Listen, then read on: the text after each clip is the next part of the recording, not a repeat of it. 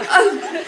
Our next speaker is a community member who's been involved with the Latah County Human Rights Task Force PFLAG and the Brady campaign. Just a moment ago, she was helping people to register to vote, and now she's here to speak to us about our representatives here in Idaho. Please welcome Frances Rodriguez. Good afternoon. I'm very sad to tell you that since 1999, more than 26,000 teens and children have been killed in gun violence. And what we get from our politicians and representatives are thoughts and prayers. Why is this? Because they're being bullied by the NRA with their A through F ratings. A+ meaning excellent voting record on critical NRA issues, and F, which I really like, true enemy of gun owners' rights. And everything in between. Let me tell you a little bit about some of our representatives here in Idaho. U.S. Senator Jim Risch has an A+ NRA rating. He's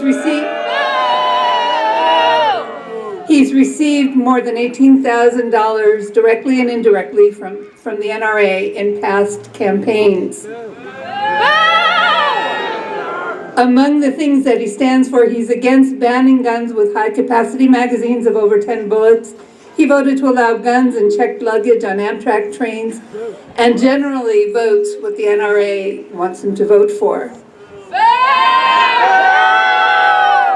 U.S. Senator Mike Crapo has an A+ rating with the NRA.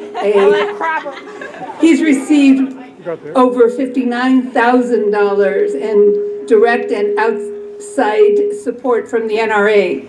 He's also voted no on banning high-capacity magazines of over 10 bullets and allowing firearms and checked baggage on Amtrak trains.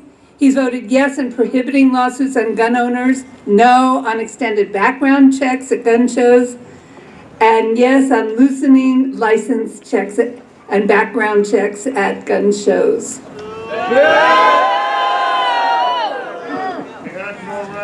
Our U.S. representative in the House of Representatives and candidate for governor, Raul Labrador, has an NRA rating of A.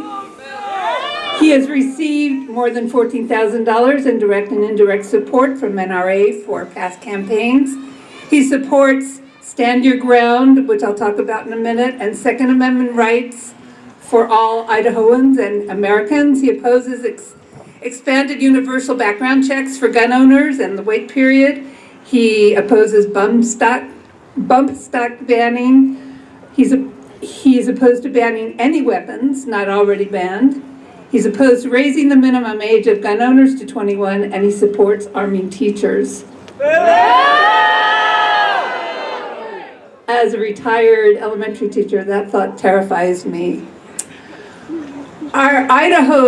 In Idaho, there were two bills related to guns that recently went through.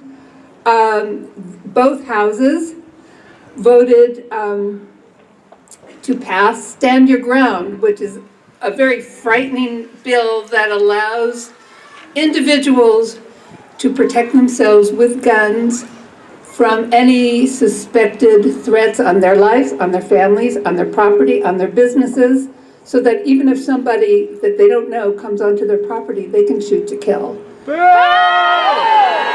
This is especially frightening for people of color and other minorities who have been in the past targets of laws like this. That has passed both houses. Our governor has not signed the bill, but they're going to go ahead and enforce the law anyway. The other bill, the House voted down, so it never got to the Senate. The bill preventing those convicted of domestic violence from possessing a gun for 2 years, that failed in the House, and it's not going to be a law. Our Idaho Senator Dan Foreman, who's rated 86% by the NRA, he's a member of the NRA. He's endorsed all positions for gun rights, and he voted for Stand Your Ground.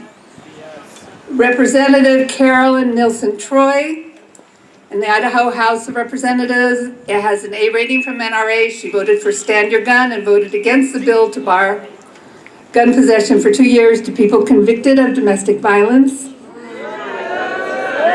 Representative Margie Gannon, who was appointed to replace Paulette Jordan, who is now running for governor, voted yes to bar gun possession for 2 years to people convicted of domestic violence.